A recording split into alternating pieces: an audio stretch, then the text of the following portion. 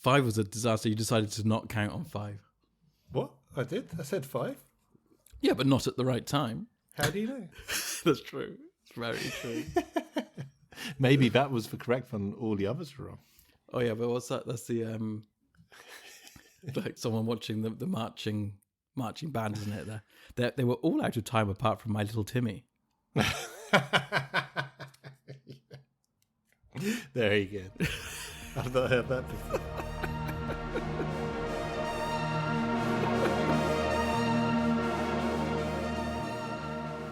Welcome to Late of the Rings, a podcast dedicated to Lord of the Rings the card game.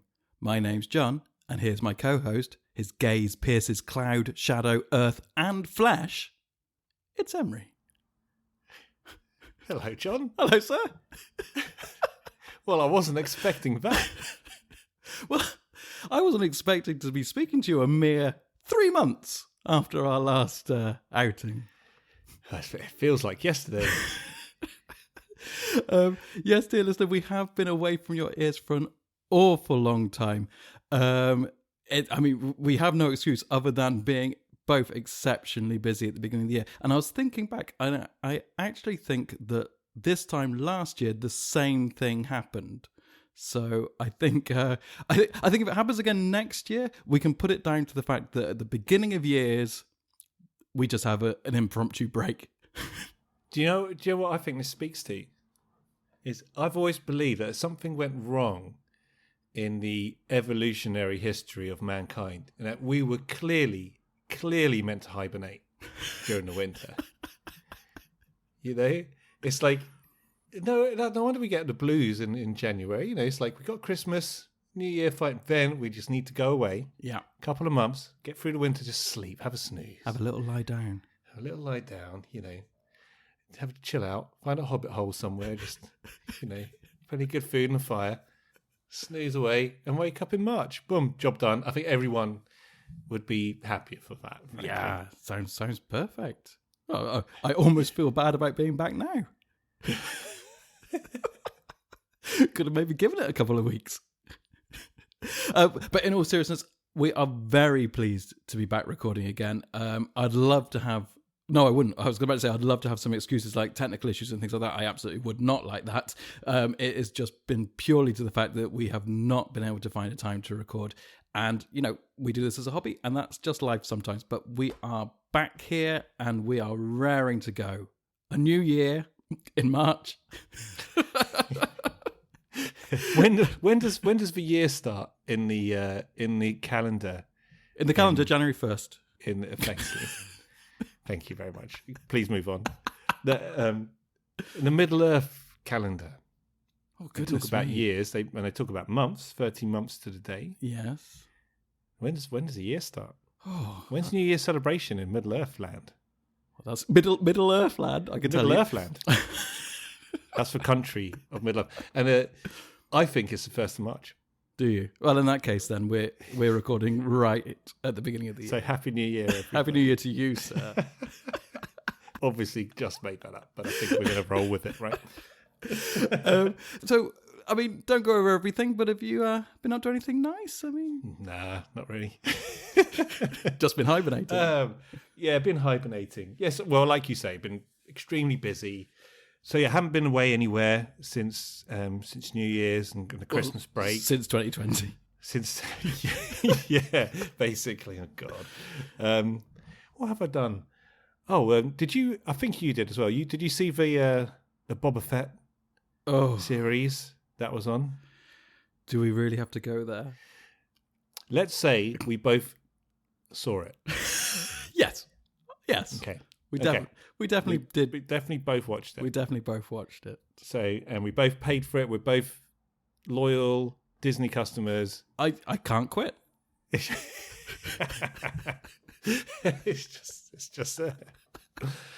like have you ever been for like a meal out somewhere where it's like loads and loads of courses? Well, yes. And so, you know, maybe it's like the chef's table or something, or something like this, you know. Oh, I thought you meant just like a Hobbit where you just keep on eating. Well, maybe that's what it is. But I'm thinking more like, and if if the first couple of courses are really delicious, Mm-hmm. and I say every course might be, I don't know, but I'm a big starter fan, by the way. yeah, so am I actually.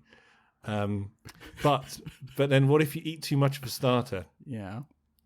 By the time you're on course number 7 or something, you're like, I just don't. I don't care how delicious this is. I just don't want this course. Yeah. And you're just eating it for the sake of it, and it might just make you feel a little bit sick. Yep. I think that sort of thing came into my head when I thought of the series of Boba Fett. So it might be that I was just a bit full. Mm. Or it might be that it was genuinely one of the worst pieces of television ever made. Okay, it wasn't the best. No. We like to stay positive, don't we?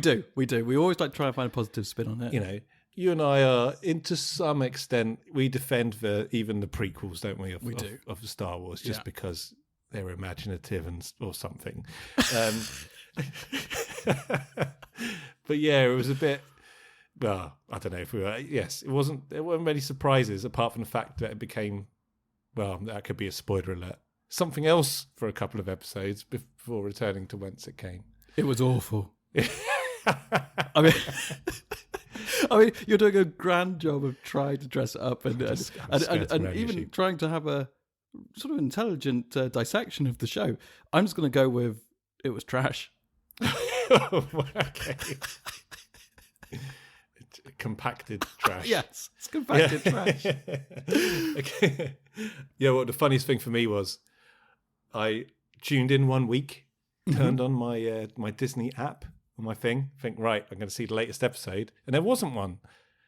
And I was like, what? What's going on here? I thought it was every Wednesday. And then so I checked online. It just said, looked it up, whatever, Boba Fett episode 8, whatever it was. I thought there wasn't one. And then the previous episode was the finale. And while I was watching it, I had no idea at all that it was the finale. So I think that probably sums up my experience of it to an extent. Yeah. But I shouldn't bash it too much, maybe. I think maybe just to say, well, it probably wasn't for us, was it? No, you're right. We should try and keep our positive outlook on life. And let's just say that it didn't chime with us, did it, really, at all? No. What? Okay. Oh, here's one. Yes. So that was a series which maybe should have been kind of good, but sort of wasn't. I think I mentioned to you I just started watching this, which was there's that program called Lucifer. Oh yeah, right. And I had no idea what it was, and I only found it. And we've spoken in a previous episode about the Sandman. Yeah, and how we're both massive fans of that. But I had no idea whatsoever that this was kind of based off the character of the same name from the Sandman. Yeah. So I thought, oh wow, this is like I had no clue whatsoever. So I started watching this thing, and it's almost nothing to do with anything. No, it's character by name only, really, isn't it? Yeah. But what I will say is, it's dressed up as like a police procedural, basically. Mm-hmm. But it stars. It's got Lucifer, who's basically the devil. It stars Lucifer. It stars Lucifer. He is the star, and he's playing himself. He's really good at it. There's this guy called Tom Ellis, I think his name is, and he's fantastic. Actually, he really nails his character. But it's basically it's a police procedural. This is how ridiculous it is. The devil, who's holidaying in Los Angeles, like indefinitely. Well, where else? Where else has decided to become a consultant to the LAPD. And he's like the most charming man in the world. He's the devil, right? And he's really lives this debauched lifestyle. You know, he owns a nightclub. Mm-hmm. It's ridiculous. The whole thing is ridiculous. Some of it's really hammy.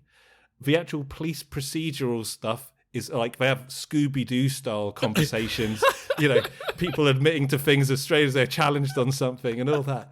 But it's done in such a self-aware kind of way and such a fun kind of way that it actually completely charmed me, I must say. And I really thoroughly enjoyed it. I watched the whole. I was watching like an episode every couple of days kind of thing. There aren't a shed load of them.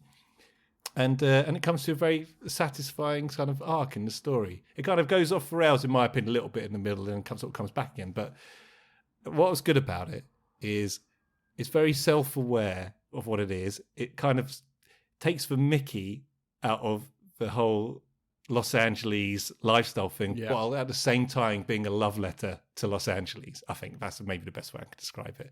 But superbly cast, and it actually makes me laugh out loud quite a lot when I watch it. I was very surprised. So I thought, when I started watching this, I don't think this is going to be for me at all. But I really enjoyed it. So it was like the opposite of Boba Fett for me. It was like, I was expecting nothing from it. I thought, this is actually going to be really a bit naff. And in some ways it is really quite naff. But I was charmed, and I very much enjoyed it, which was surprising. There you go. I'm a little disturbed that you managed to watch the entire run of Lucifer when you've been telling me week in, week out that you've not had time to record. I haven't. You've been watching Lucifer. Yeah, exactly. I'm sorry, John. Very busy. Yeah, that's true. I'm halfway through season 4. No, that's been a slow trudge over a number of weeks. So it's just been catching, the odd hour here and the odd hour there kind of thing. But yeah, that was very, very good. I managed to wrangle myself out of that one. Well, I've also watched Boba Fett, and we're not going to talk about that anymore. But what we are going to talk about is some Lord of the Rings news. And there is Lord of the Rings news with the release of the Amazon trailer, and is all stuff about that. But let's not get bogged down with that. That would be quite a large discussion, and I actually don't think it's fair to even start discussing it yet. Online, there's already huge discussion about what it is and what it stands for, and I don't think it's at all fair to do that yet from seeing whatever it was. 30-second advert. What's the meaning of this? Yeah, they've ruined Tolkien. Yeah, I know. But you know what? I think if you've got something like... Look, the whole... Oh, you just said we're not going to talk about it. And I'm about to start talking about it. Okay. All I'll say is, from some quarters, it's to be expected. Yeah, absolutely. And it's just kind of think, fine, if you want to... and I don't mind actually, if you're so studious about something, you want to pick the bones, that's fine. That's just not for me. And, I'll just wait for it and judge it for what it is. Exactly. And I'm sure we will be discussing it, but I think we'll be discussing it when it's released and we've actually seen it. I think it's, that's probably the most No, let's give it a ranking and a rating before it's come out. Okay. No, but get 4 stars, John. just missed that top score. Yeah, exactly. It wasn't long enough. That's the only thing that went against it. Other than that, I thought it was gripping.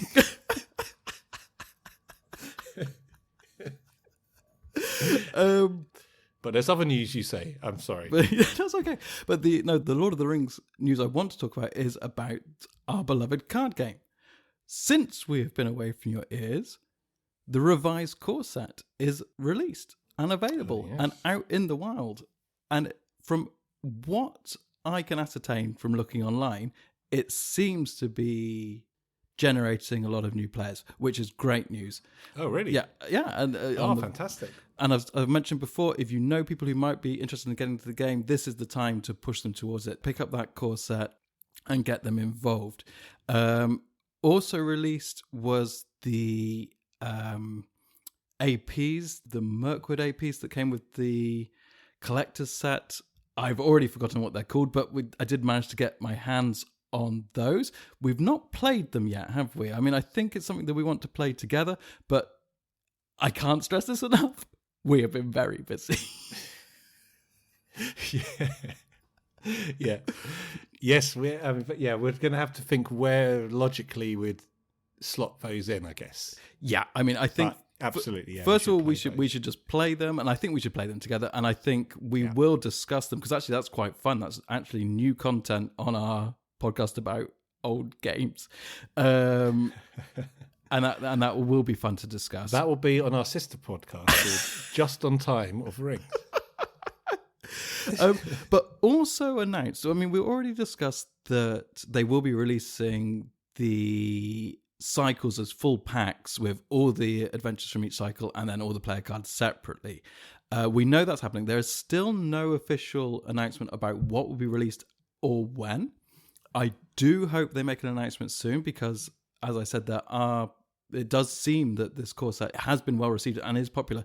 And I think it would be crazy to not follow this up relatively quickly with more adventures, seeing as they do already exist. I mean, it's not like they have to design them. They can just pump them out.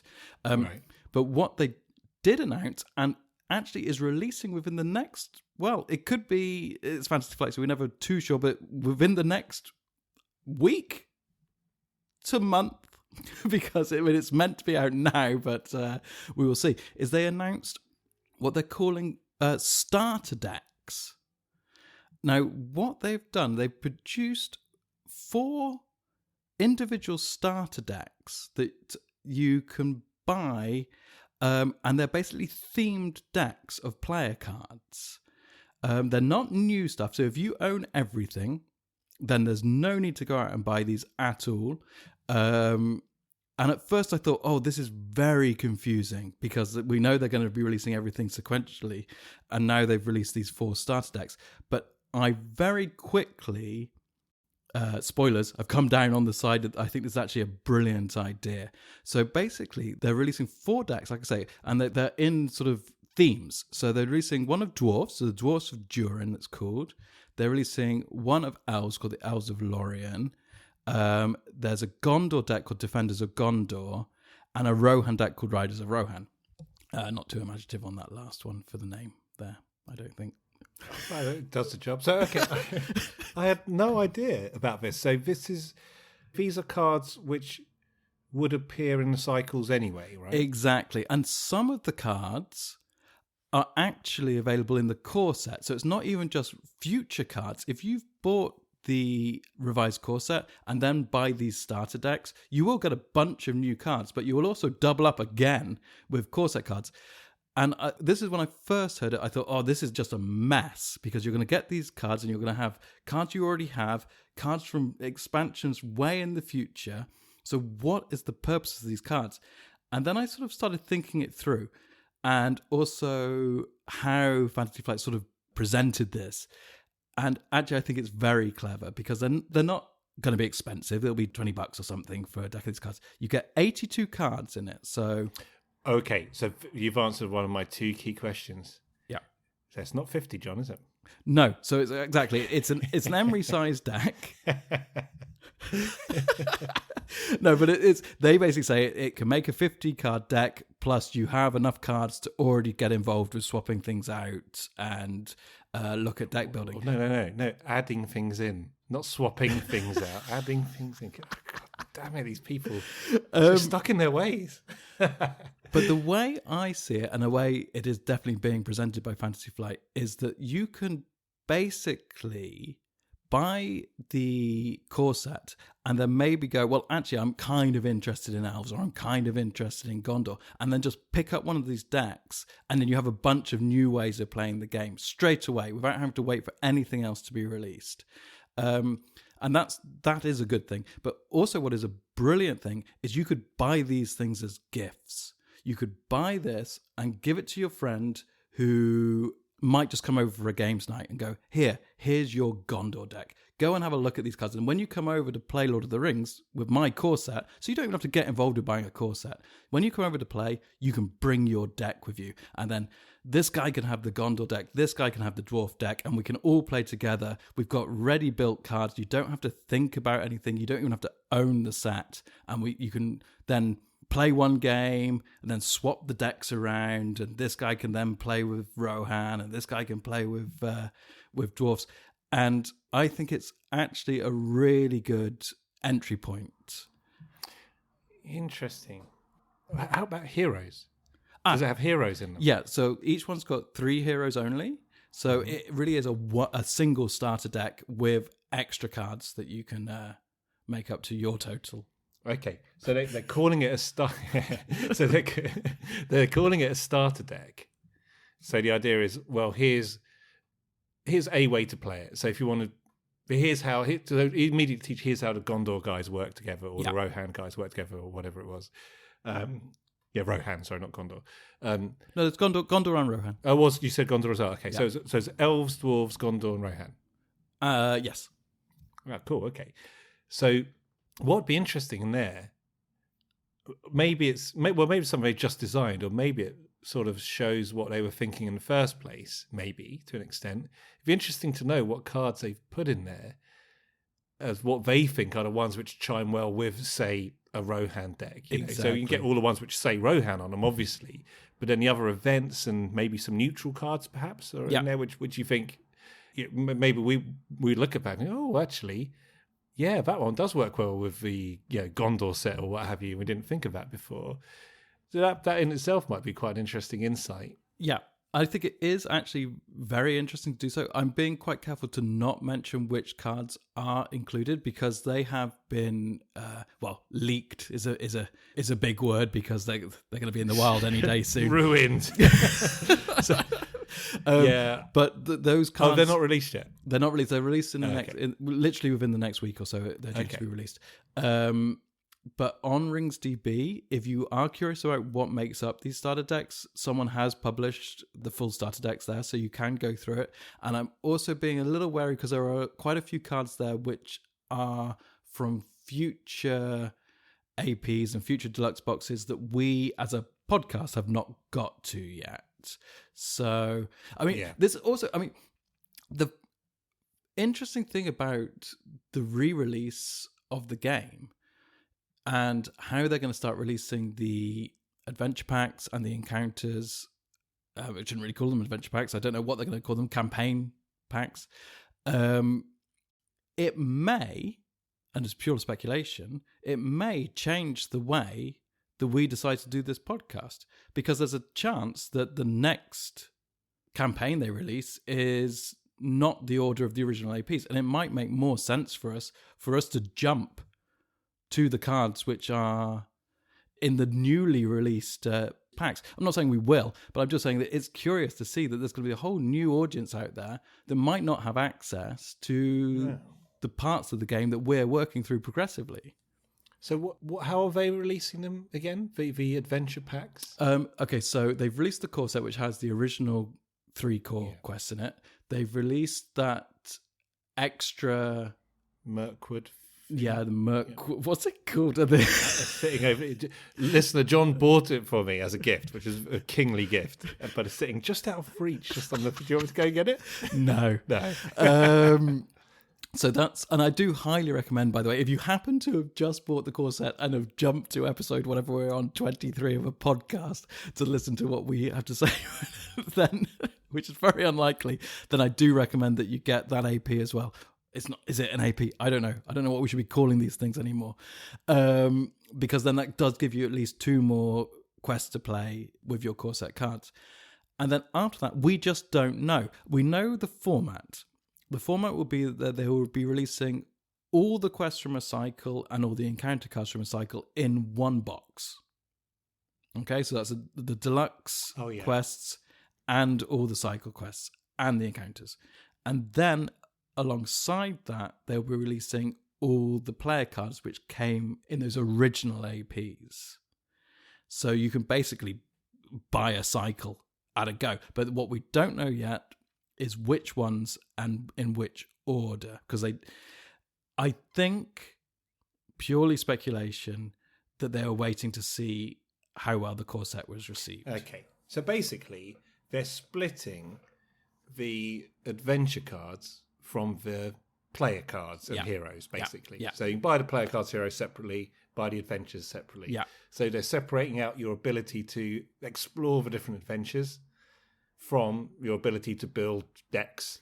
Yeah. And so if you want, so you've got one starter deck, Rohan or whatever, you say, well, let's see how many adventures I can take this through, and without having to spend a shed load and organize everything, you can just take that one step through. Yeah, or vice versa. Yeah, you could just stick with that starter deck and then buy a cycle.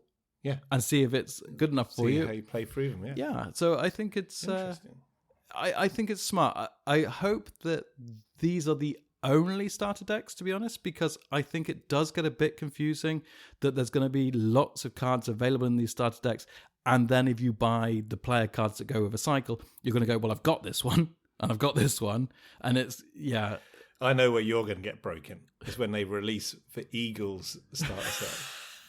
That's going to forever play on your mind until you get a thing. Or at least look at what cards are in there. Yeah, I'll definitely be having a little nosy at that. A little beaky. But like I said, I think they're probably waiting to see how successful the relaunch is before they decide what they're going to re-release. Exactly. I think they would be... Again, I'm just speculating. I think it'd be crazy to not release Shadows of Mirkwood cycle first, because I do think it's a very structured introduction to the game. That whole cycle, the complexity is just about right to bring people into it without going into immediate, impossible to beat difficulty. You would be able to beat that cycle with just the core set. You would be able to beat that cycle with one or two of these starter decks for sure. So therefore, that helps with that model as well of how they're releasing it. Well, they've already covered impossible to beat difficulty in the core set. That's true. But yeah, you're right. It is very well structured. So yes, it will be interesting to see how they do that. But I think if history shows us anything, is that I think the planning and foresight that's gone into the thinking about the game, it's you can see how it's obviously been thought through very deeply, and I think you're generally pleasantly surprised. I think, with how this game turns out. So I'm sure they'll get it right. Let's hope so. But I've got more faith in that than in the next series of Boba Fett, for example. Let it go, man. Sorry. Just to prove we're positive people, generally, right? Yeah. That's fine. We'll look at it. Judge it later. No, but I'm very pleased to see all the new players discussing things on the forums, and of course all the veterans that are helping them out. As our community shows, we're always willing to bring in the new players, and only time will tell. I do hope that they don't take too long to release more adventures, though, because I don't know, maybe people aren't crying out for more. I just feel like you can get through those core set adventures pretty quickly. But then I think I mentioned right at the beginning of this podcast, way back when, that I think I played those core set adventures for months and months and months before I felt the need to move on to the APs. So perhaps I'm just getting greedy in my old age. I think you're by nature quite a thorough person. And you will explore. I mean, it's a positive thing. Yeah, you will explore different ways, and you're interested in that, and you see all of. Whereas I think I'm more prone to getting itchy feet, big itchy hobbity feet, and wanting to, crack on to the next. You're just excited for Christmas, aren't you? Yeah, already. That's what these 3 months were for us. Was Narnia. It was always winter, but never Christmas. Yeah. Like worst case scenario. But it's not winter anymore, so it's still winter, isn't it? But anyway, well, actually, I digress. We've been a few episodes without mentioning the weather, so have we? I don't think we. I don't think we have.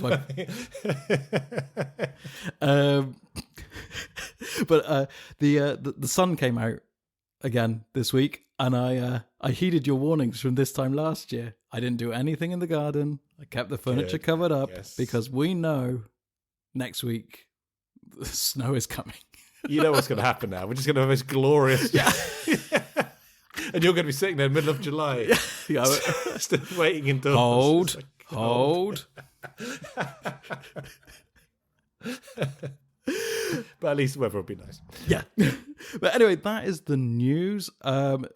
More things have probably happened, but that's all I'm going to focus on for now, because I think if we try to cover more from the last 3 months, we could be here all night. So we should move on to the main body of the show. So this week, we are in a week. This episode is a non-spoiler episode. We are going to be discussing some player cards. I was going to say it seems like an age ago we were discussing player cards, but actually it seems like an age ago we were discussing anything. So, but we will be discussing tactics cards from the Dwarrowdelf cycle. I had to think which cycle we were even in. So we're discussing all the tactics cards apart from the heroes. We've done the heroes. So we're going to be looking at the allies, attachments, and events that come in that. So, well, I've remembered of this very distant memory. Mm-hmm. Well, I think the last time we did this, back in, the second age, whenever it was, I've got all the cards in my hand. Didn't I shuffle them and we had a bit of a random factor to it? Oh. Shall we do that again? Or have you got a particular order in mind? I have no order in mind, apart from I do know some of these cards work very nicely together, but that doesn't mean that we can't come to that when we come to it. Yeah, so tell you what, why don't I randomise, and if you find a linkage between that and another card, then we'll hop onto that one. God, sounds like a plan. Look at that, we've a perfect balance of order and chaos on this podcast. That's what you need, isn't it? Okay, I'm shuffling them. Okay. I shall cut them. Yes. I'm going to reveal the first card, John. Sneak Attack and Gandalf. Yeah, completely random. I've started off with an ally. Mm-hmm. And it is, look at this guy. It is the Trollshaw Scout. Oh, yes. Let me just find him. Oh. Okay, someone disagrees with our selection. Okay, Trollshaw Scout. Trollshaw Scout. Do you want to read him out? Because I can't say him. I'll read him out, but don't call me Trollshaw Scout. Trollshaw Scout is a Noldor and a Scout. But if you look at the artwork, yes, he doesn't have any badges on his arm. So well, he's not the most successful. Not scout. A very good scout, no. But he has a cost of 2. Yeah. He has 0 willpower. Naught. He hits for 2. Naught. Oh my God! Oh no! How the tables have turned. How practice. Oh my goodness! I made the schoolboy error. Yeah. Will he quests for naught? I should get it all wrong. Yes. I don't know. Never say willpower. He quests for naught. What that means is he quests a lot, but there's no underlying reason for it. No. And no reward. Quests for naught. He hits for 2. Has a shield of 1 and 2 hit points. He is ranged, and it says, Trollshaw Scout does not exhaust to attack. Forced after Trollshaw Scout attacks, either discard it from play or discard 1 card from your hand. Okay. Now, I have put this guy in several decks. As have I. But I rarely find much use for him more than him being a cheap ally that can hit for 2. Yeah. And then he tends to go. Let's think this through, though. I mean, range is good, of course, with 2 players. Range is good. Now, does not exhaust to attack. Now, at first you go, well, that's fantastic. Yeah. But then I'm guessing that basically means that you can use him to attack multiple enemies. Exactly, yeah. So I always envisaged this guy. I, like you, put him in a lot of decks and thought, I can think of scenarios, or imagine at least scenarios,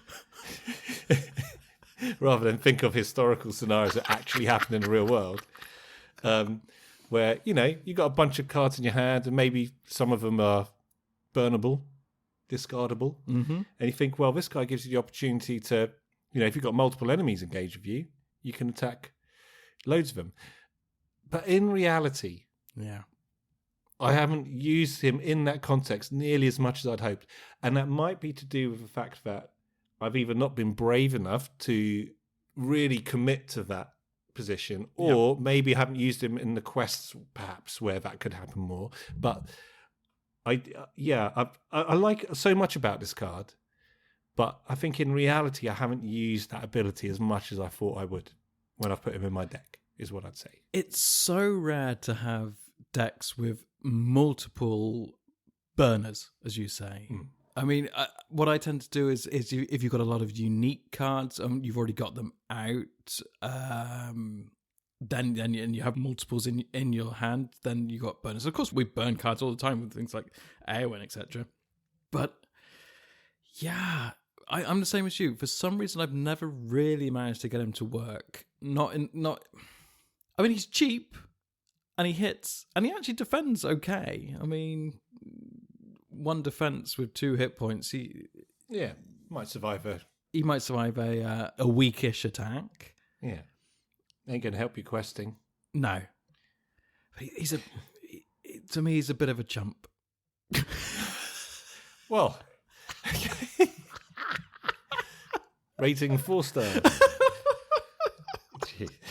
There's your review. Bit of a chump, 4 stars. Is he a chump? I don't know. Well, I don't think he's. I wouldn't call him a chump. No, I wouldn't call him a champ. I think he's a chomp. Is he something in between a chomp? Yeah, yeah, a chimp. He chomped into a chimp. Well, look, he likes jumping around in trees. He's up a tree. Okay. He scouts for food in trees. He's a chomp and a chimp. Yes. Chomping chimp. By the way, just a quick word about the artwork. Yeah. I'm kind of loving the, what's it called? The depth of field going on here. That sort of blurred background kind of thing with the sunlight. Yeah. It's quite photographic, isn't it? That's quite... Bit of sunlight through trees. A favourite of the podcast. Therefore cannot be a chump purely for that reason. Yeah. But yeah, I think we probably feel quite similarly about this card generally. No, absolutely. I mean, I think we both can see how it should work.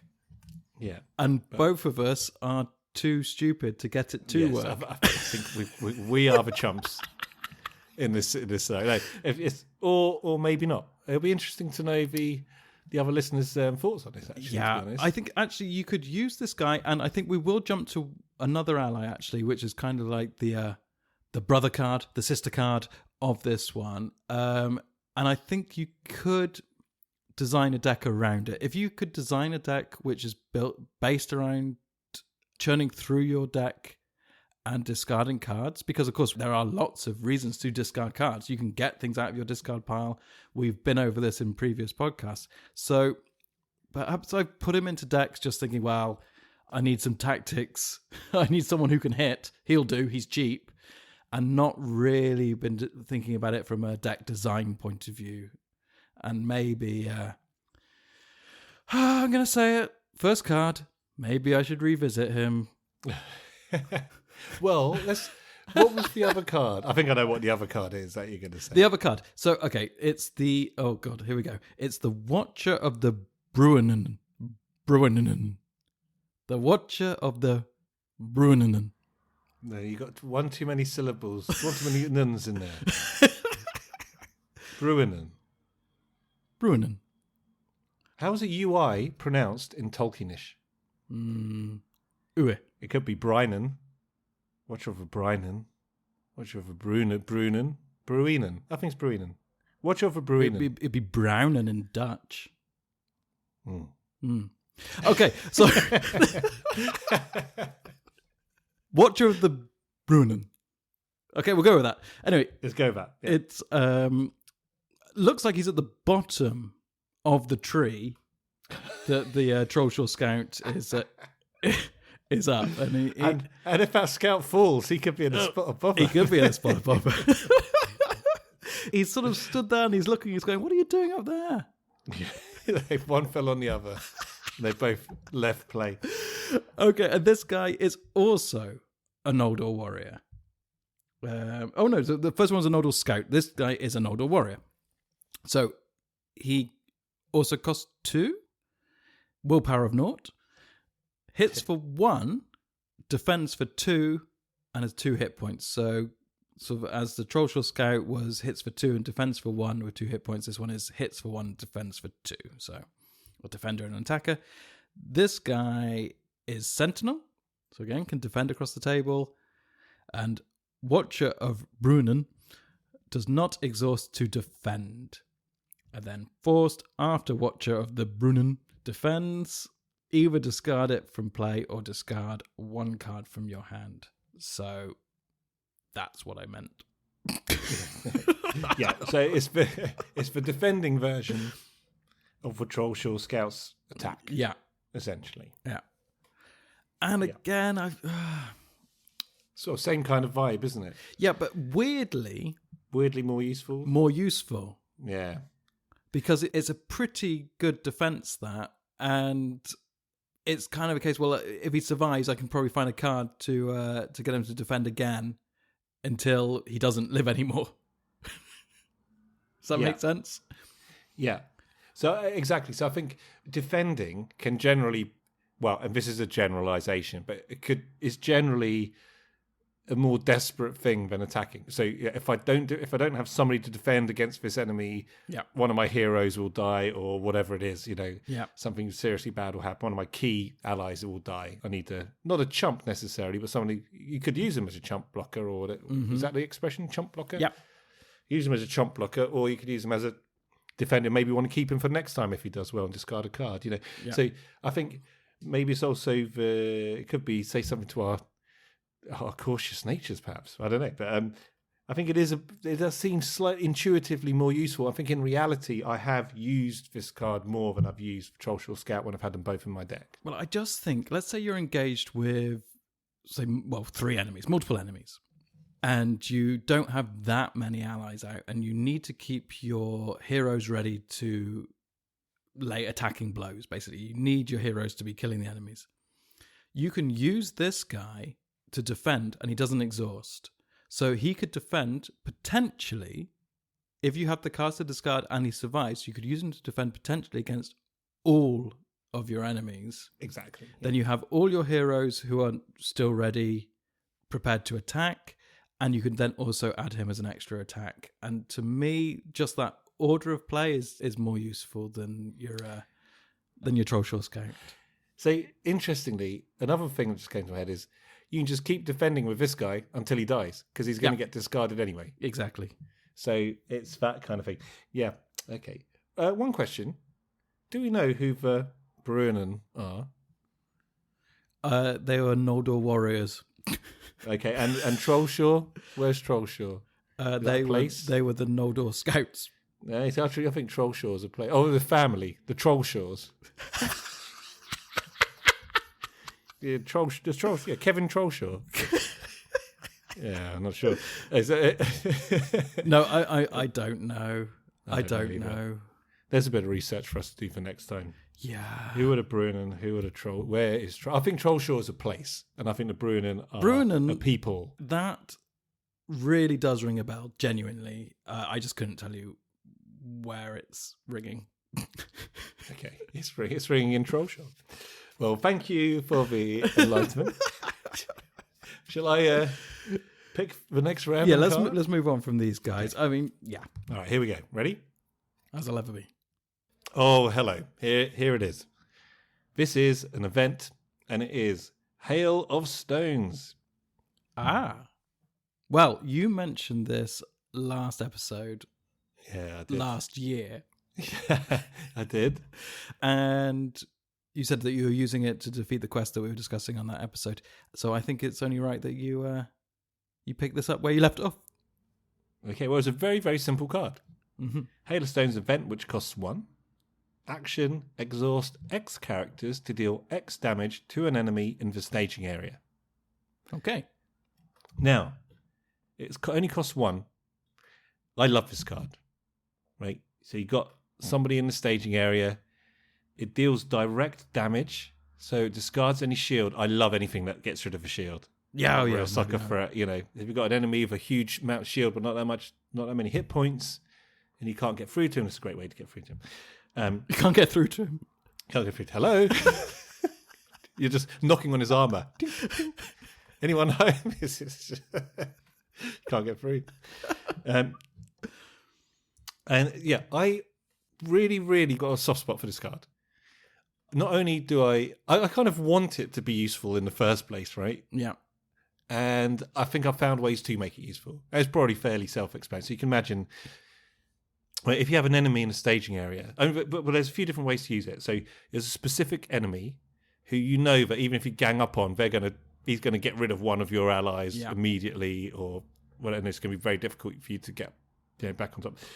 You can exhaust characters to get rid of them in stage area. The other thing you can do as well is if you happen to have anybody still not exhausted, left right over at the end of a round. Yeah, that's what I was going to say. Just whack some damage on, Yeah, that's what I was going to say, because it's so many times when you play this game and you think, well, okay, I won't optionally engage this guy. He's got a high engagement cost. I don't need to engage him now, and I'll just make sure I can get through the questing and get through the location, and then you get caught unawares that you didn't need to attack anyone that round.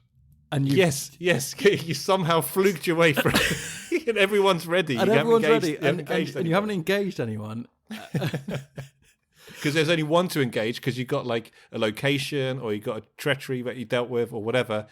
But you don't want to take him on because he's too double tough. hard. Perhaps you're not ready to attack this guy. Yeah, exactly. Yet. Or there's a nasty sort of effect of when this enemy engages you, and so you just leave them in the staging area. And then you can get to the end of the round and you have a bunch of allies and heroes still ready. Then this is when I think, oh, great. I'm going to play this out. One cost, exhaust everyone, pepper them with stones. Absolutely. And there are other things. So imagine things like the Goblin Sniper, who you can't engage unless he's the only one. Oh, the Goblin Sniper. But you can just exhaust one guy and kill him. Because he only takes one. I think does he only take one hit point? I can't remember. I think he does, yeah. So when you've got enemies with low amount of hit points but a high threat, for example, who could be causing you problems in the staging area, this is a good way to deal with them as well. Yeah. So, all in all, I have found this an extremely useful card. It's only cost one, and I think it's a terrific. And I love the artwork on it. It's just annoying them with stone, but it's kind of killing them, isn't it? Yeah, but it's weird actually, because I don't think I ever really played this card, and I know you are a big fan, and I'm going to start putting it into decks, and let's see how I get on. And I'll be coming to complain if it doesn't work out for me. Okay. I'll be lobbing stones at you. Yeah. And I'll be fine with them. Yeah. Never do anything. No, it's fine. No problem. Got armor. Yeah, exactly. Is there anything more to say on Hail of Stones? No, I think you covered it. All right. I'll let you read the next one. I'll shuffle. Oh, look who it is, everybody. It's the Erebor Battlemaster. Oh. Mm-hmm. Okay. Who doesn't love this guy?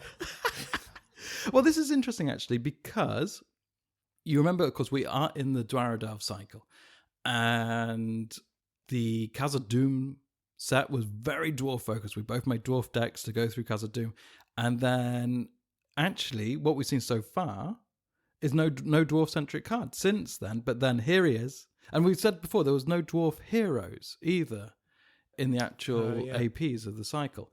But we're back on firm ground with the Erebor Battlemaster. He is a dwarf of some notoriety. He is a dwarf warrior. He costs 3. Willpower of 0. Seems to be a theme today. Hits for 1. Not much of a Battlemaster, really. A master of battle. Defense for 1 and 2 hit points. So actually pretty poor stats for a cost of 3. As I said, he's a dwarf and a warrior. And it says this. Erebor Battlemaster gets +1 attack for each other dwarf ally you control. Limit to +4 attack. Wow. This is really, really something, because I think when we were discussing our dwarf decks from when we were going for Khazad-dûm, it becomes so easy to get tons and tons of dwarfs on the table. And going back to like Dane Ironfoot, all about how he boosts all the dwarfs. So when you do design a dwarf deck, it is all about strength in numbers, really. And obviously, if you're playing strength in numbers, Erebor Battlemaster comes into his own. He used to be even better. This limit to +4 attack is late errata. Oh, It really? used to be able to just make him infinitely strong. Oh my god, that's amazing. Because there are sometimes you play dwarf decks where you have 15, 20 dwarf allies sitting there. This guy's hitting for each. You've got 3 of these guys out. They're all hitting for 23. Yeah, exactly. But that's a good point, actually. They do also, of course, boost each other. Boost each other. Yeah. So if you can try and get 3 of these guys out, that is nearly more than enough. all 3 of them already hitting for 4. Hit for 12 combined. I mean, Exactly. these guys should be noted. This is only allies, not heroes. Just to make it clear. But even so, it's not. Yeah, like we said before, not that difficult to get that. A large amount of dwarves because they're only small out on the table. Yeah, no, exactly. They easily fit.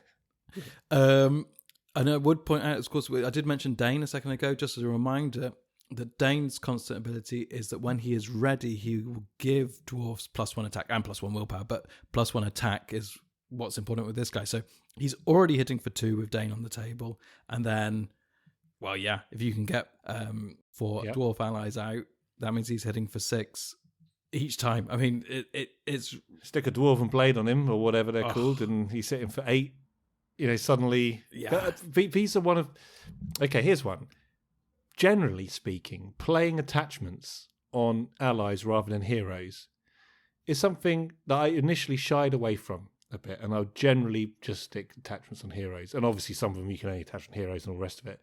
These are one of the allies... Yeah. Where I kind of regularly stick weapons Load 'em up. on, right? And load them up. Because, you get a couple of these boys going and, you're getting rid of enemies pretty swiftly. Yeah.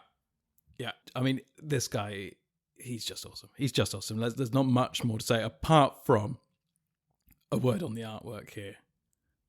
I love the artwork. This guy has seen it all, hasn't he? He's seen, look at his face. Look at his face. It's got like one eye kind of hanging out. There's been one, he's got one eye hanging out. He's got gritted teeth. He's got that kind of scar. One thing I would point out, right? Yes. Imagine if he got his helmet, right, and you just pushed it down so his head eventually disappeared into his armor, and you would be left with a pineapple. Can you see it? I can't see it. Gold pineapple top, the chest plate, the chainmail is like the surface of a pineapple. This is pineapple inspired. So what you're saying then is you would take his helmet and create a pineapple push. Yeah. Yes, exactly. It's all coming together. Yeah. I'd forgotten we'd done that. Wasn't that in fact the name of the previous episode? Yeah, pineapple push. So I think who's the artist? They're into. Oh what? Oh no! What have I done to myself? No, I'm going to do this. Good luck, Rafael Hrinkovic. Oh, well done, sir. I mean, I don't know if it's correct. I said it once. I don't know if it's correct, but it sounds pretty good to me.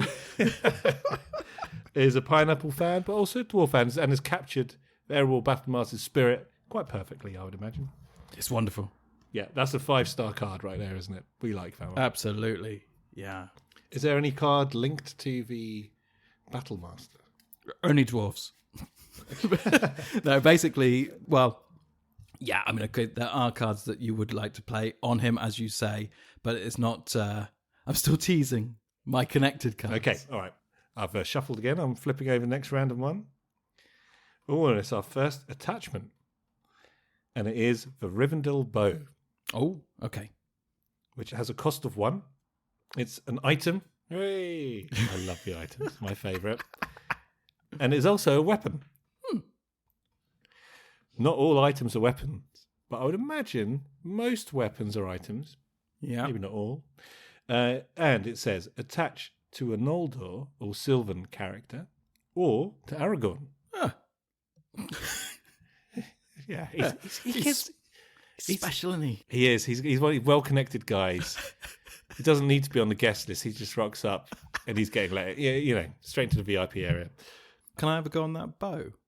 Oh, it's not for you, mate. It's enough. Oh, you're pretty good. Yeah, it's just for elves. Oh, yeah.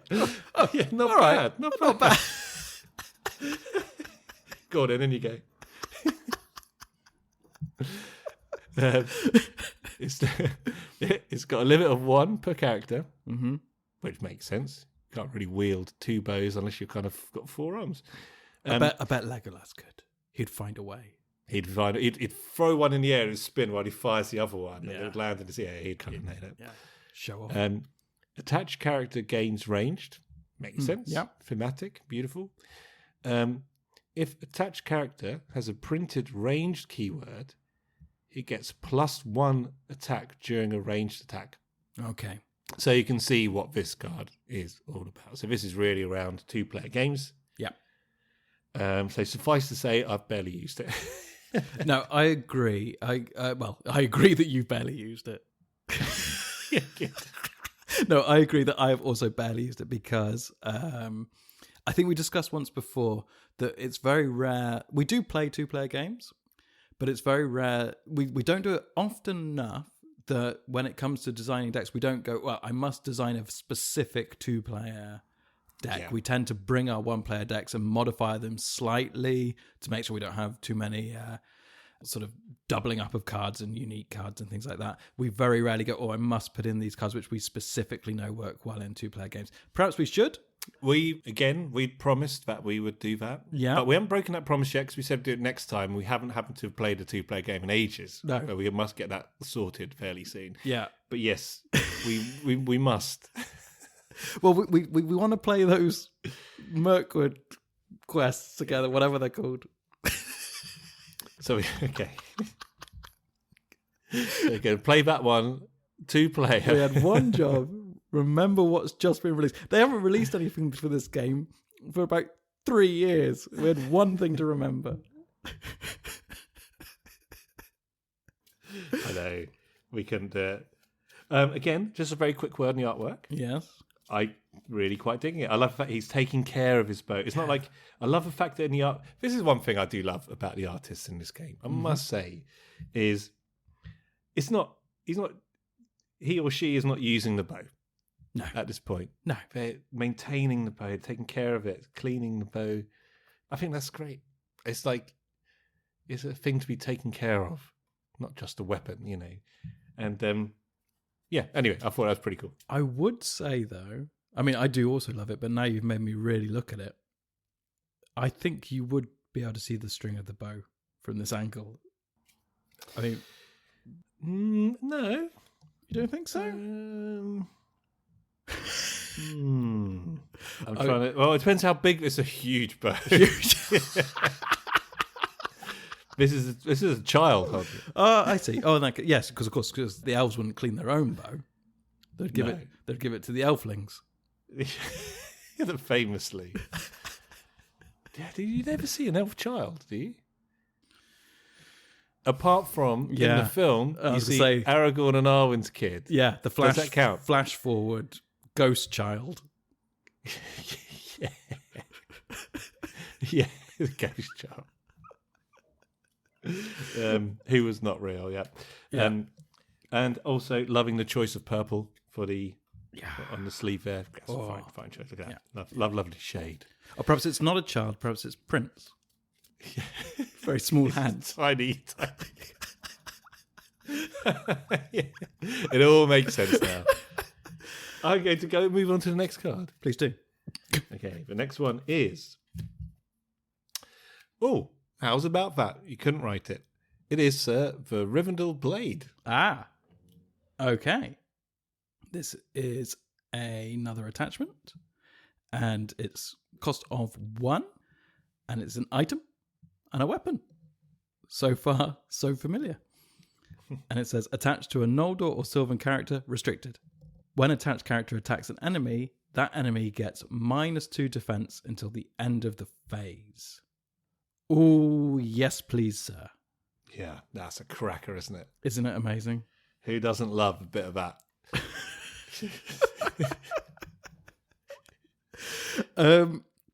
Now, this is one of the cards which could potentially tie into something else. Now, the reason why I was like, well, for a start... but I thought that as well. But I thought of something else. I don't want to know what you thought of. But let's look at it at a very base level for a start. Let's forget our pseudo-clever combinations. Let's look at it as just a very base card. Cost of 1 for a start. Beautiful. Has to attach to a Noldor or Sylvan character. fine. Play with some elves. It's good for you. And then just purely knock away the shield of an enemy, or at least by 2. You know, it's just really, really useful for a lot of enemies, especially in Khazad-dûm. That basically clears their defense down to 0, or at the very least to 1. And yeah. So go on. You were chomping at the bit. So earlier on, and this is all the inspiration we get while only doing this podcast and not when we're sitting actually trying to think up stuff on purpose. What about the Trollshaw Scout? He's an Noldor. Yes. And it's only a cost of 1 for the Rivendell Blade, right? Mm-hmm. So he hits for 2, but if you take that -2 shield, if you're engaged with a lot of enemies, he can effectively take a whole bunch of guys out in 1 round. As long as you can just discard a card for each one. I was going to say, only if you can discard a card, because this is why I think this just is an idea. Slightly flawed idea. Because it's not well thought through. It just came to me then. It's just I mean, it's only a cost of 1 to put this attachment on for sure. Yes, but the thing is, cheaper. if you for some reason can't discard a card to keep him in play, then you lose that attachment as well, and that's yeah, absolutely. I think you'd only start attacking with this guy unless you were either desperate or you did have the cards to burn for sure. Yeah. Like more Rivendell Blades. I think just an idea. Now you've got a better idea by the sounds of things that you've already thought of with another card in the deck. Well, I have a sort of golden trilogy of cards in this set. Okay, so we have come to it at last. Yeah. Okay. What's the second of the Golden Trilogy? Well, yeah, I'm trying to work out what the best way to do this is. I think I know what one of them is going to be. Okay, well, it's hard. You kind of want to almost talk about all of them at once. Okay, I'm going to jump to an event called Hands Upon the Bow. And I love this artwork, by the way. This is just an incredible shot of an elf. It's got a touch of Legolas about him, just firing a bow there. It's really something special, this artwork. Let's look who it is. Look who it is, everybody. Oh, Madame Villeneuve, you've delivered again. Lord bless you, Madame Villeneuve. Magali, and she's epic. Look at the way the light is caught behind the hair. Something else. It is something else. It's ridiculous. She's got serious talent to burn, hasn't she? Yeah, it's shouldn't be allowed. Okay, cost it of... should. It definitely should. Cost of 1. Hands Upon the Bow.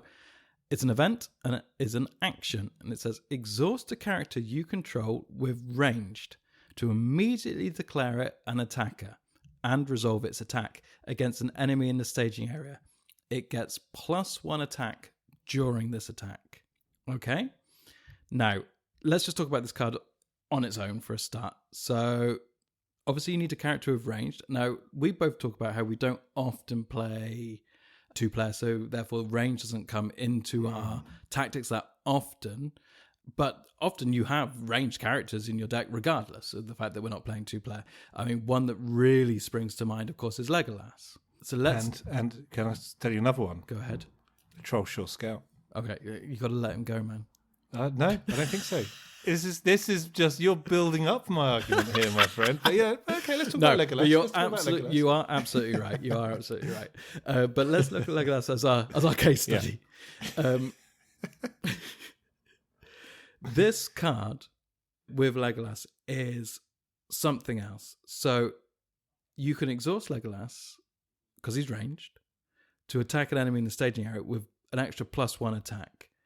Let's say you had the Rivendell Blade on it. Blade, yeah. You're going to bypass any defense of that enemy in the staging area. So you can often destroy enemies. You're going to be hitting... I can't remember what Legolas hits for. I think... 3? He hits for 3, I think.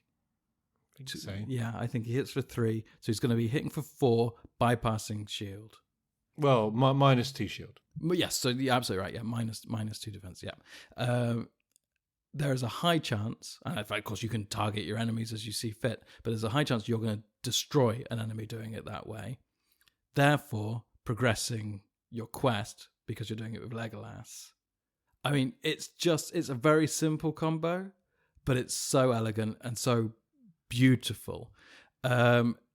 There's one more card. I'm rambling. No. This is all good. I think I know what this last one's going to be. Is it an event as well? It is an event as well. Go ahead, you read it out, and then we can discuss it about how it all fits in together. Is it the Unseen Strike? It absolutely is. Okay, yeah, this is a great one. So this has a cost of 0. What a cost. My favourite cost. Oh my goodness, I've just noticed the detail in the artwork. Jeez. It's incredible. Jeez. It's absolutely incredible. That's kind of darked me out a bit. I'm not gonna Yeah. lie. So It's pretty unpleasant. gruesome. Okay. Evan Mel Amundsen, which I'm assuming is some Scandinavian. I'll be as vague as that. Because I'm trying to remember what the SEN rather than SON. I think Danish. Yeah, don't go there. Yeah, You said don't go there. I've got this all wrong before. Madame Villeneuve, who was Canadian Hungarian. Yeah, that's correct. Yeah. Somewhere in the middle. Turns out it was 100% French. Yep. Okay, Unseen Strike. Action. Choose a character you control. Until the end of the phase, that character gets +3 attack while attacking an enemy with a higher engagement cost than your threat. So this, we see directly how this is going to feed into what you're saying. Exactly. I mean, this card in a vacuum is brilliant. Yeah, agreed. I mean, sorry, I'm jumping in on you here, but I'm very excited. No, go ahead. No, because you've got this all figured out. Oh, you've got it all figured out, haven't you? Just this card, like I said, on its own, this card is already brilliant because you for a cost of 0, you can attack a character which has a higher engagement cost than your threat. So how can you do that? Well, there's 2 ways. One, you could have optionally engaged an enemy with a higher engagement cost, or you could be finding a way to attack in the staging area. That could be via Dune here. This card with Dune here is terrific. Just as a very basic combo, just use Dune here, attack in the staging area, giving him +3, perfect. Also, option engage, +3, can't hurt. But then look at, just carrying on from what I was saying. Let's say you can play Unseen Strike, which gives you +3 if you're attacking an enemy of a higher engagement cost. With Hands Upon the Bow, you're exhausting character with range to declare it as an attacker against an enemy in the staging area, and then it gets +1. More likely than not, enemies in the staging area will have a higher engagement cost than your threat. So that's +3 for Unseen Strike, +1 for Hands Upon the Bow, and then if you happen to have one of these weapon attachments as well, -2 defense. Basically, what it boils down to is you can take out a serious enemy in the staging area by using this kind of combination. And if it's one that you're not going to engage for a while because you can't, you don't want to, and his cost is much higher than your threat, and he's going to keep, getting you in questing as well. That's another way to get rid of, like a serious guy in there. So yeah. No, I mean, there's an awful lot in these set of cards which can help you clear out the staging area. I mean, basically, Hands Upon the Bow with Unseen Strike and the Rivendell Blade is devastating. And then if you need to just tickle someone to death, you can throw your hairless stones at them. You can throw a bag of gravel at them.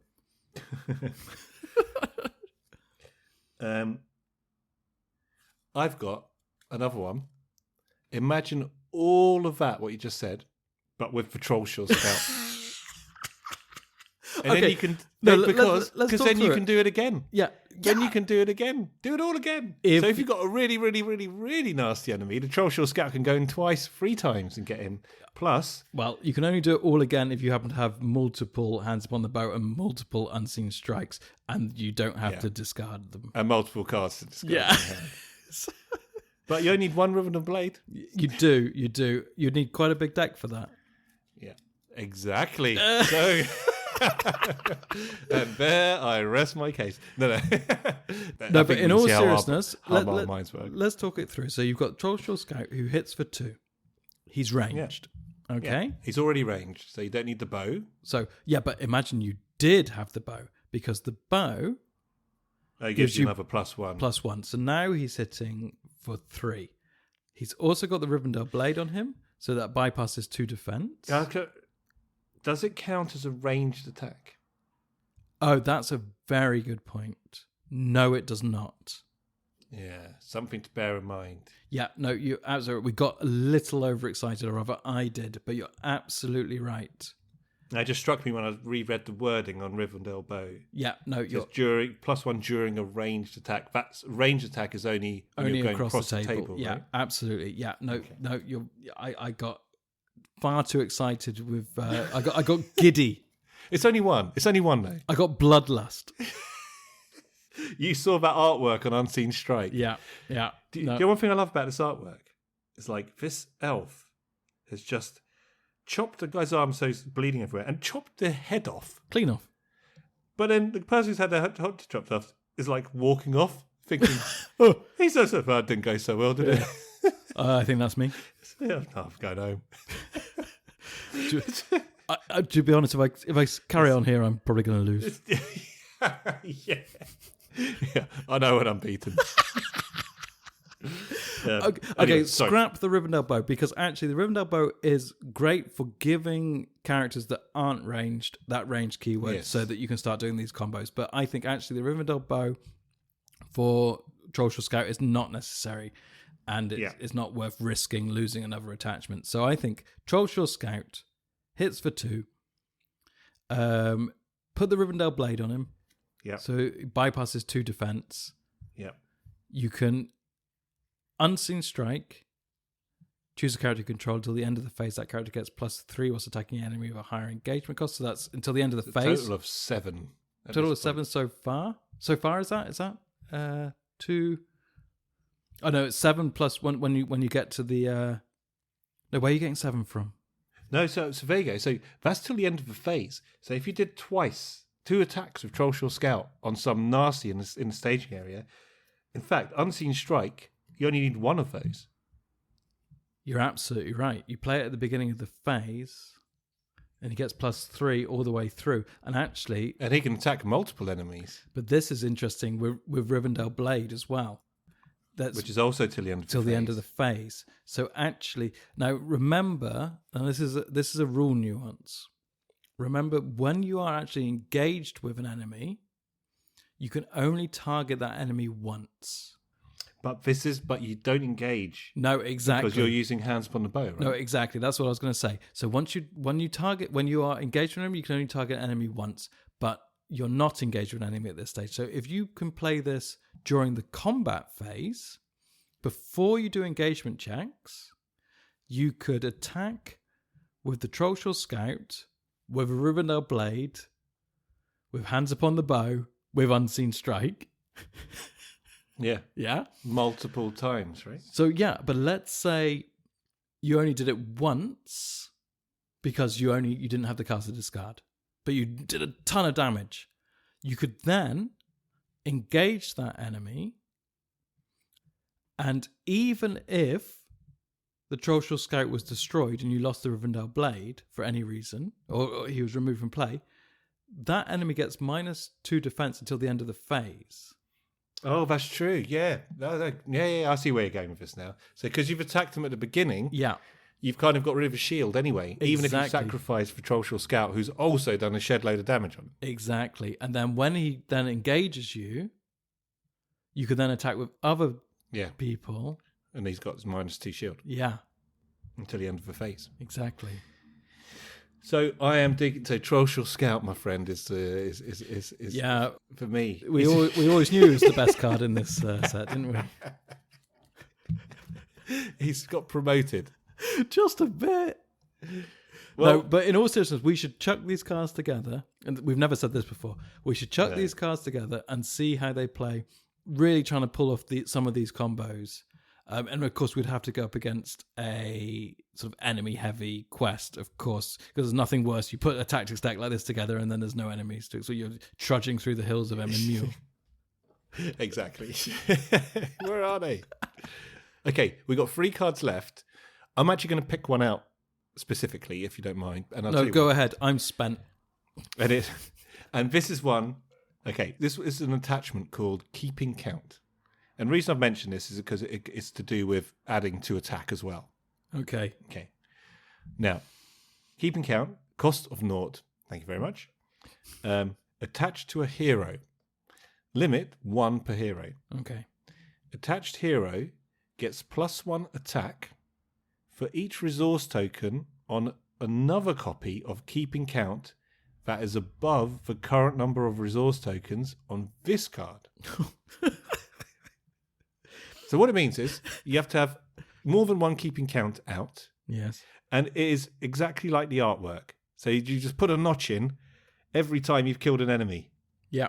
You resource taken. Sorry, I should finish reading it first. It's forced.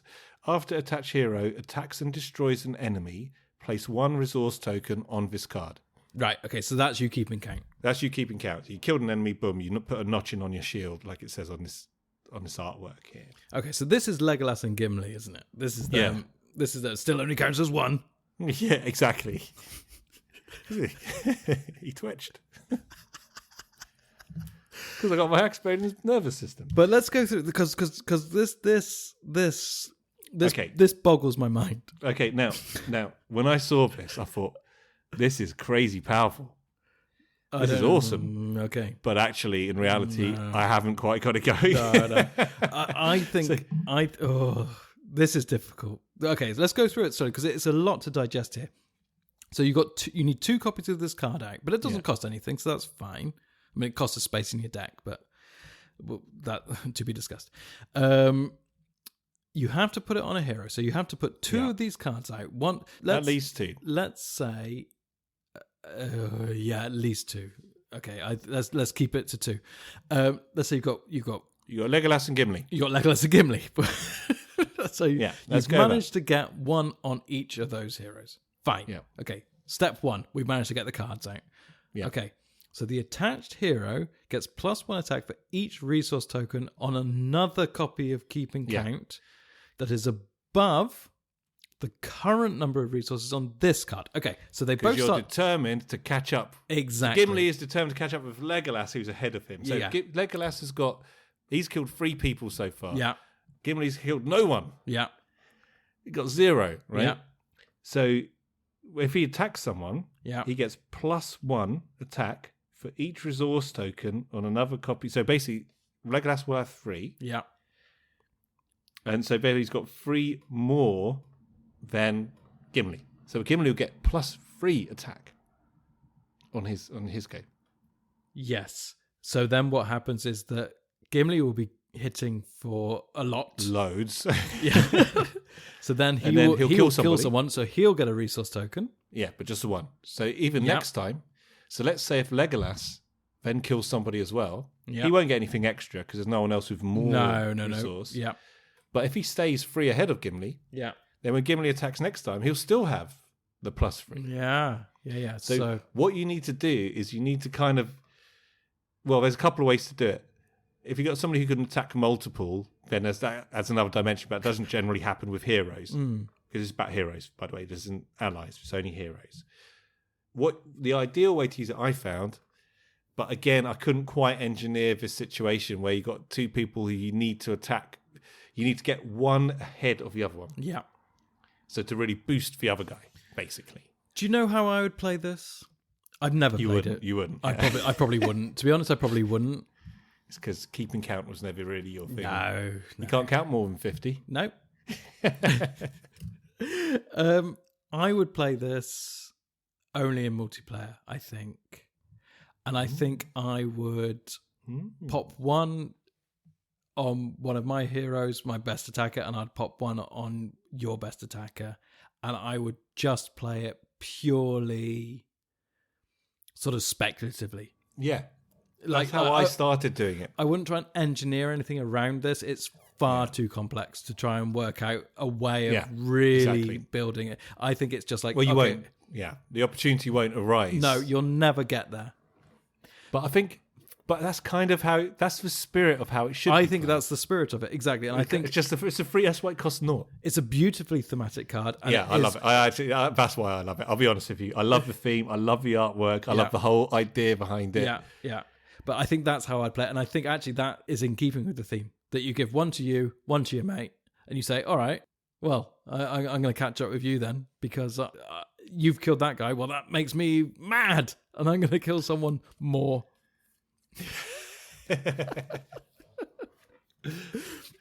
I'm going to go unseen strike on you. Yeah, exactly. Eesh. Yeah. Okay. That's yeah. I like I say, I like this one. I've got a soft spot for it. It's not, unless I guess you get very lucky or engineer it, like I said earlier. It doesn't going to give you that much. It's kind of fun, I think. This one, and I kind of like it for that part of the theming of it. I love the spirit and I love the theme. I never play it. No, you don't. Yeah. Yeah. No. When push comes to shove, you're on your own, buddy. Yeah, exactly. Keep a count on your own. Okay. Well, listener, I like it. Okay. All right, we've got 2 cards left. Okay. Do you want me to read it out, or should I? Yeah, go for it. Okay, you can read out the last one. So this is an attachment, and it's called Ring Mail, and it costs 2. It's an item. Hurrah. It's armor. Mm-hmm. Attached to a dwarf or hobbit character, and it's restricted.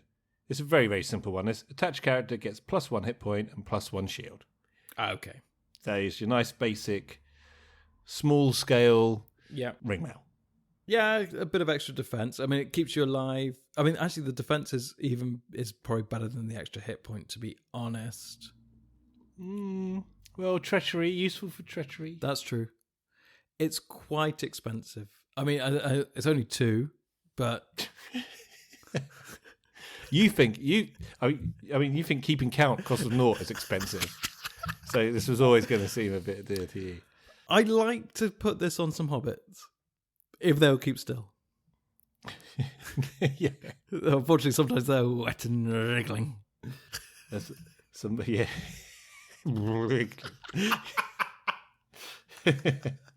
I tell you what, there's some more fine artwork here, though. It's amazing. Beautifully caught light. Look at the look on his face. It's wonderful. Magali film there. There you go. There you go. We're such fanboys. I know. What's happened? All right. But it's good. It is what it is. Yeah, it's a nice, simple tactics attachment. Yeah, isn't it? but it's just for dwarves and hobbits. So Just for dwarves and I hobbits. think that's why I think it's maybe a touch expensive. It's quite specific. But if you're making a dwarf deck, or in fact, a hobbit deck, with both the hobbits that we've seen so far. Yeah, could be useful. All right. I guess there's not too much more to say. Oh, go on, sorry. I like to put it on the... what was the... It's a bit tight around the chest. Okay, move on. What would you like to put the ring mail on? I've cut you off at the worst point. I'm intrigued. God. Gosh. What's the guy you had to bounce him around? The Took. The Fool of a Took. But he's not called that. Oh no, the Bouncing Took. Travelling Took. Wandering Took. The Wandering Took. Took. There you go. Wandering Took. Yes. Okay, next. All right, so for the last one, I will allow you to read this one. Okay, well, I should be able to work out which one it is. There we go. It is. It is a heavy stroke. Keep it together, man. And I've got to say, the artwork, I've just noticed, it's quite apt. Jeez Louise, what's that dwarf done to that? My goodness. That is a very, very heavy stroke. So this, my goodness, this is for Cave Troll, isn't it? Having a bad day at the hands of rampant Gimli. I mean, because that is Moria style. Yeah, Moria style. But it's a Moria arch, a dwarven arch. Yes, in the Moria style. Let's just say. Yes. Yes. Okay, so this is a very heavy stroke. Cost of 1. Cost of 1. And it's an event and it has a response. It says, after a dwarf deals X damage to an enemy during combat, deal an additional X damage to that enemy. Limit once per phase. Okay, so we're back on the dwarfs. So there have been a couple of Well, actually, so basically 3 dwarf-centric cards here, haven't there? So there's the Heavy Stroke, which we'll come to in a second, the Ringmail, and the Arable Battlemaster, and they are all very much, they fall into the dwarven sort of dwarf deck style. But everything else we've seen so far has been really about like multiplayer, boosting attacks, staging area stuff. Really, all very well connected cards in that way. And then these 3 really link back to what we saw in that Khazad-dûm set. But let's take a look at this. This really is insanely powerful. If you were to play this after playing a massive attack from the Arable Battlemaster, it's I like to slightly the fact you managed to get the phrase "massive attack" into the conversation. Your Bristolian roots are it's really shining through. I love it. But yes, it does say Arable Battlemaster, doesn't it? Yeah. To you, so you're boosting this guy. He's hitting for 4 or 5 or 6 or whatever it is he's hitting for, and he does 4 damage. One of these, he's done 8 damage. Yeah. Suddenly, instead of taking out some hardened orc or whatever, you're taking out some huge, nasty enemy. Yeah, I mean, look at that artwork. I mean, he's taking down a cave troll with one heavy stroke.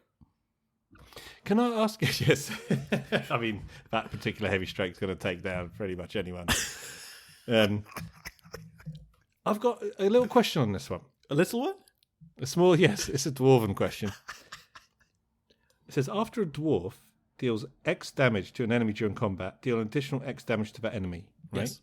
If you're attacking an enemy with multiple attackers, how do you figure that out? Do you just say, well, this whole attack, which included a dwarf, has done X amount of damage, so therefore I will add X? Or do you kind of have to figure out to say, well, if you've attacked it with 3 people, say, right, and let's say, they've got 4 shield, and you end up attacking for 6, so you're doing 2 damage. And you got 1 dwarf in that attack. It's a very good... Which bit of it is the dwarf? Okay, yeah. Is that up to you to decide? That's how I've played this in the past. I've said, I say if a dwarf is obviously hitting for a maximum of say 3, then you can't do more than 3 damage with that particular dwarf. But it would kind of be up to you as to what percentage of that damage was done by the dwarf and which percentage of the attack took out the opponent's shield from somebody else, say. Does that make sense? It does make absolute sense. And it's an excellent question. After a dwarf deals X damage to an enemy during combat... Why have I left this for the last card? Yeah. It's actually genuinely a brilliant question because, yeah, I mean, you team up and you try and take out a troll or something, and you could have Gimli and Legolas attacking, for instance. Yeah. Or even if it's multiple dwarves. Yeah, it says a dwarf character. After a dwarf deals X damage. I think... How much damage does a dwarf deal? I will... Does a dwarf deal damage? I think, and I will look this up because I think this is... I will look this up. You'll have to freestyle whilst I look it up. But I think... just my gut feeling is if it just participates in an attack, the damage that is dealt is then dealt again. Yeah, that is the X damage. Yeah, I think that's the intent, but I do think it's a very good question. I think that's the intent as well, but I also believe that you cannot deal. The X cannot be more than the amount of damage one single dwarf could do. I think that's very gallant of you to say. Yeah, but John, hold on, wait, hold on. After months of instilling into me, not you, of the game instilling into me, that whatever you do, it will be the worst case scenario. Mm-hmm. And in fact, most of that time, you haven't even thought of what the worst scenario could be. The worst scenario is actually worse than the worst thought in your mind. So therefore, I've been 100 times bitten, 101 times shy.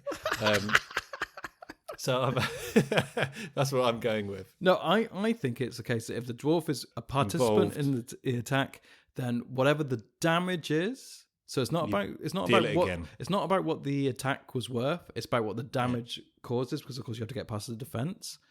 You'd play that you'd again. play that. You would add that damage So, yeah. again. Okay, I am going to quickly look it up because I think we should find out. There's lots of opinions. Official answer. Here we go. Are you ready? Mm-hmm. Okay, I haven't read this through yet. I'm just going to read it out as I find it. This is from Caleb. The way Heavy Stroke is intended to work depends on allowing players to choose which character's attack value is applied to the enemy's defense value. Oh, this is basically what It's you going said. to be what I said. Yeah. Because I think that's fairly thematic, actually. It's like two guys, take away the shield of the person they're attacking. The other one comes in and, stabs them in the belly or whatever. Yeah, no, exactly. No, I think... Oh boy, and then it goes into a whole manner of stuff about what if Dane is boosting stuff. Oh, you know what?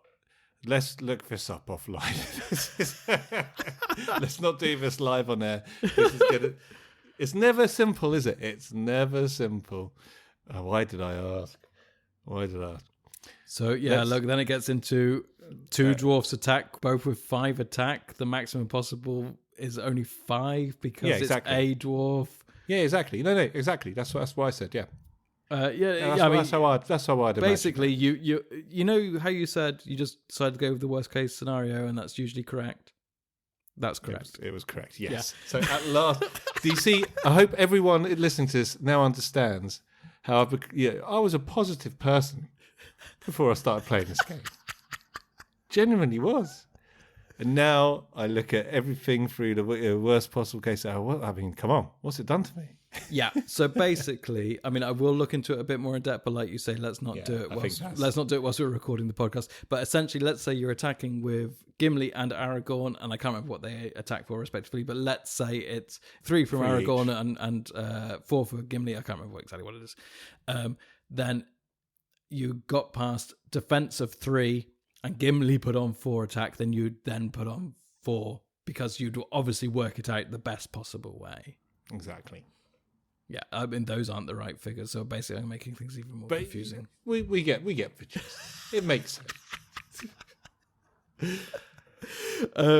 Yeah, but actually it's interesting because it's not as good as it could be. I mean, as in you can't just double down on your attack, but basically if you do have a hardened Battlemaster who's attacking by himself, then it's very simple. I'm thinking of Swarm Snipers. All this. Look at it this way: if you've attacked a boosted Gimli and he's whacked someone for 5 damage, then he's whacking for 10. Simple as that. Whack another 5 on him. Yeah. So most of the time it will be simple, actually. Yeah.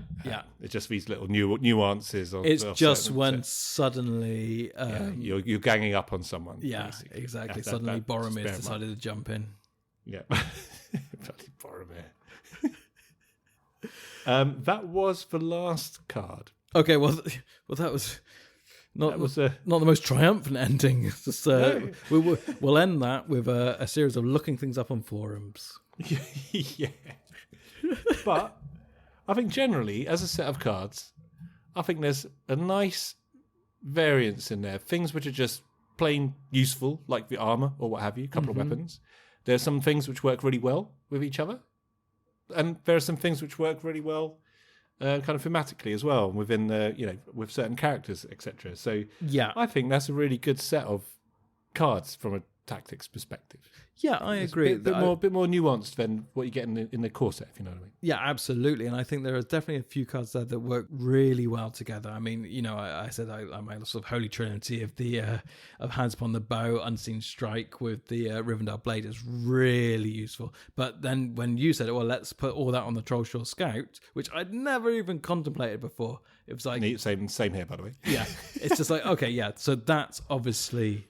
a beautiful set of cards. And then, like you say, there are a few... I mean, actually, the Watcher of the Brunnen has sort of gone down in my estimations. It's like, yeah, he's just a defender that you can keep around. It's fine, whatever.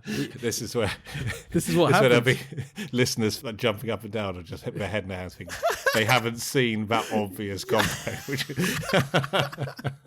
We'll get there, listener. We'll get there. Yeah. You have to give us some time. Yeah, exactly. Yeah, and to say that we're out of practice would be a massive understatement. Yeah. I was going to say out of our depth. That as well. We're out of we're out of everything. We're out of line. Yeah. We have no right to be doing this.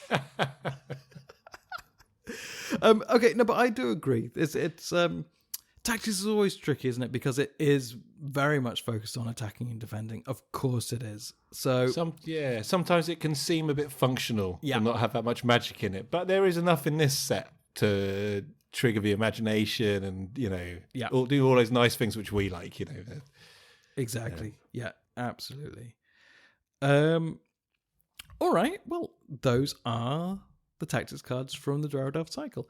So we are in a non-spoiler episode, so we have some of our regular parts of the show. Can you believe it? Dun, dun, dun. We have our fact of the week. Oh, let's do it. This is where we go back to the core set. Now, I did already look this up. Okay. So we are going back to the core set. Okay. But not only are we going back to the core set, we're going back to a card which I think we even mentioned in one of our very, very early episodes about the fact that it's a tricky situation. So I'm going to read it out and we'll go over it briefly. So this is the fact of the week. It says, question: if Wolf Rider is drawn as a shadow card,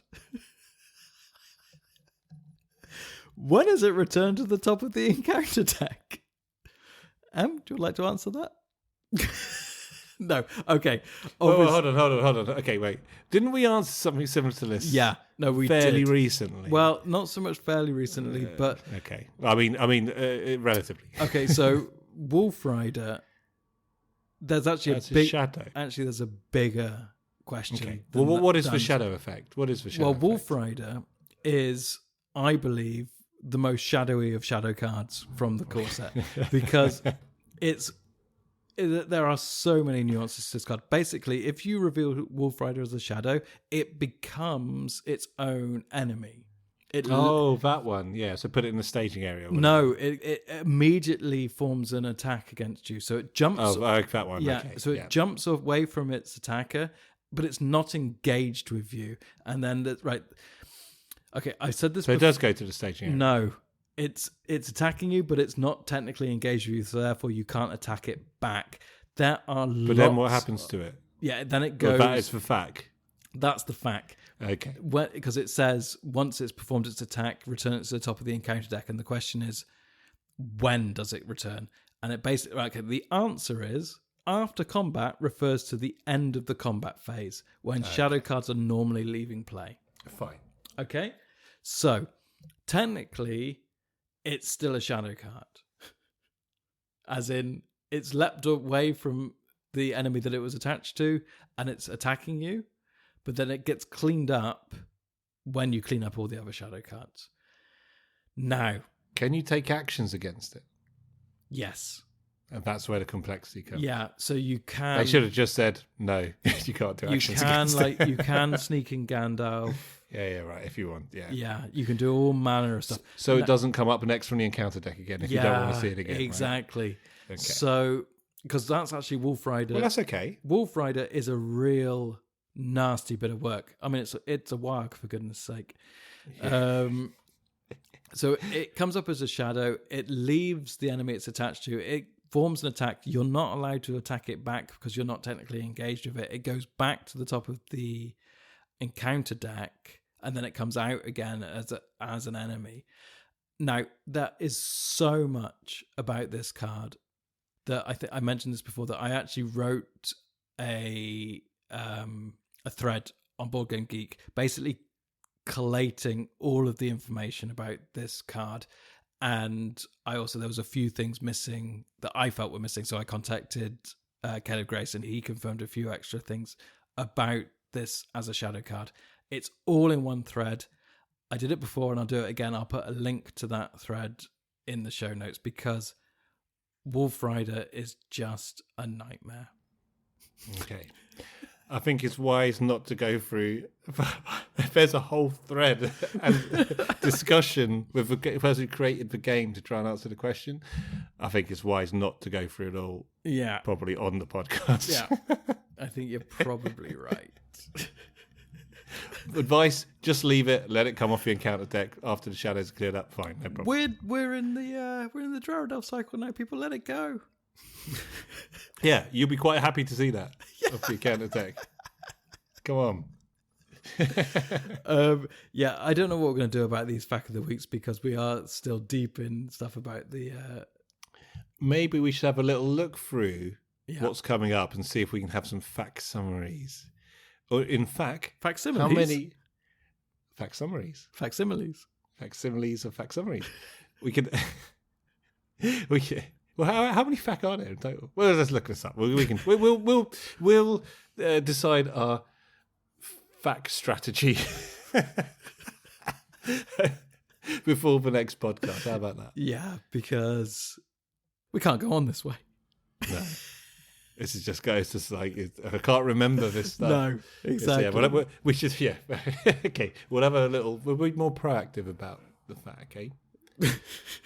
Yeah, we'll pick and choose. Yes, But I mean, the difficult thing is we should go through them. We'll go through them, but let's decide how we're going to do it. Maybe we'll do it a few in one go. we should maybe have a fact special where we just basically read the fact and discuss it. Which actually it sounds incredibly boring, but I think there is a discussion to be had. Yeah, I think there is something about sometimes when you hear something in the fact, think, oh yeah, I've forgotten about that, or there's a little thing about the rules which it doesn't always come back into your mind. And it reminds you, it can actually be useful to do. I think.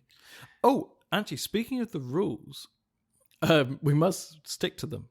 No, but Stickler. no, but I will take a look through the new, newly released rules of the newly released core set. I believe it is the same as the online rules reference that was released as a PDF for the previous release.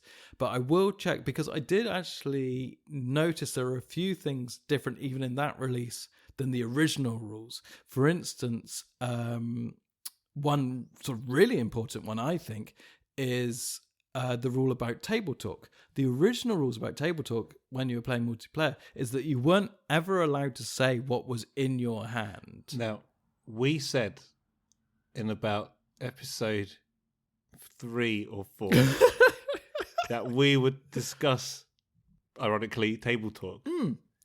So why don't we put table talk on the table for why don't we do the next episode? Table talk on the table for next episode? Yeah, because I don't think we probably need a refresher because we've probably been breaking a lot of those rules. No, I would exactly, imagine. and that's what I want to do. Is I want to read through the latest rules. I release. don't even know what rules are. So I should read through them. Yeah, full stop. I think that is evident. Yes. I'm assuming the worst case scenario. You must play in silence. No communication left. Just a nod when you pass across the first player token. Thanks for clearing it up, Caleb. Oh dear. Well, spoilers. You're allowed to talk a lot more than you used to. Yeah. Okay. Oh, okay. Fine. Things are really. Okay, so yeah, we'll put that on the slate for the future. This has been a shambolic episode. But however, it is to be expected. We have not done this for some time. Please, I do hope you're still listening. Which leads us nicely into the Share the Love section of the show, where normally I would be looking up a Lord of the Rings resource to share with you and send you all this way. And I see M is frantically opening up his internet browser. Ready to see what I've found him today. But I'm not going to do that. What? No, because we said every 11 or 12 episodes we would ask you guys to share the love with us. Now, it feels a bit cheeky because we haven't provided an episode for you for 3 months. But this is the right time to do it because it is what we said we'd do it about every 12 episodes, and that's where we're at now. So it is our 12 episodely tradition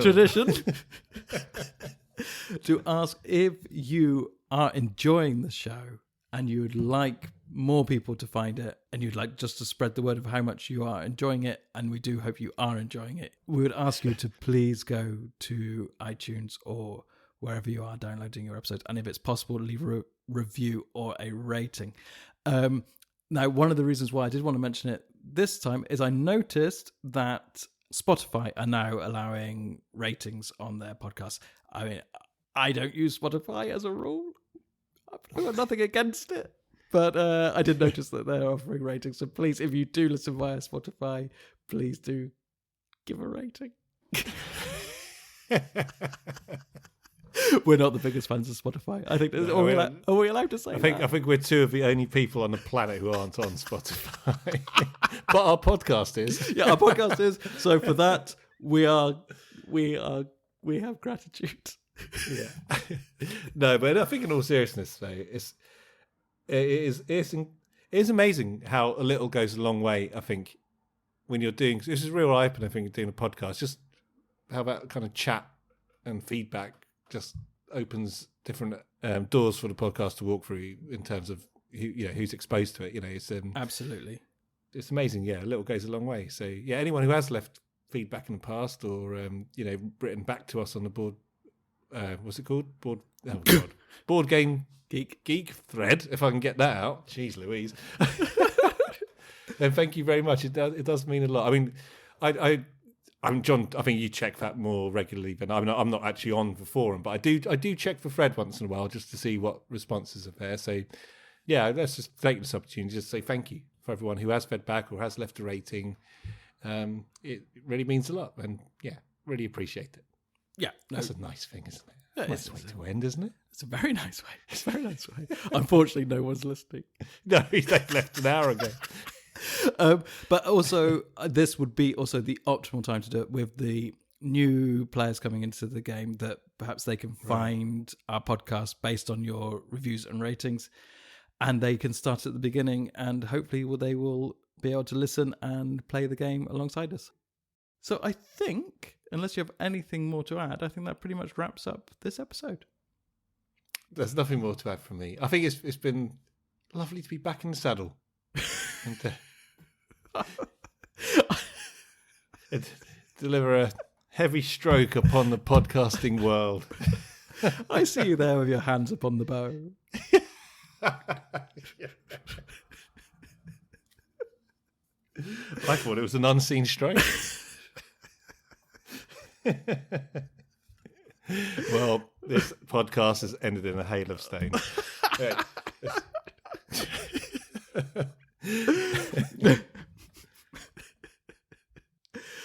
Okay, so if you would indeed like to get in contact with us before the next episode, there are a few ways you can do it. As I mentioned, there is the Board Game Geek thread, which, as ever, there'll be a link to in the show notes.